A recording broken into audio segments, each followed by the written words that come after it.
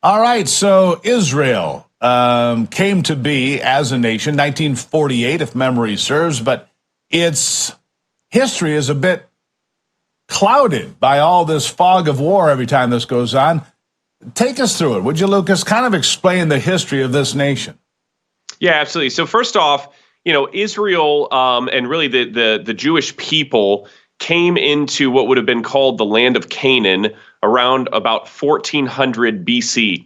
And so this goes way back when Joshua led the Israelites across the Jordan River to conquer Canaan.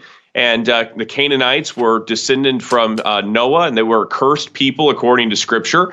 And we also would hear the term the Philistines were people that would have been another term that would have been used to describe people in this area. They were defeated by Israel, and Israel took up, started inhabiting the land. You fast forward a little bit. Today we hear this term, Palestine. Well, Palestine's not a country. It's not a nation. It's sort of a vague description of an area, and that's what's created a lot of confusion here. The term Palestine was used by the Greeks, but it was used not to describe Muslim people. It was actually used to describe the Jewish people that lived in Israel. This was sort of just a general term that was used by Judea.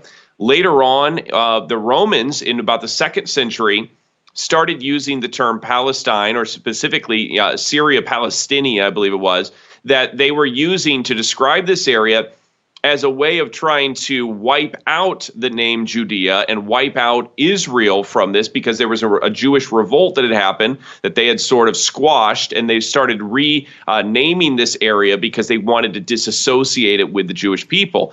And so, Israel has a very strong claim that this has been their land, really arguably back all the way to 1400 BC.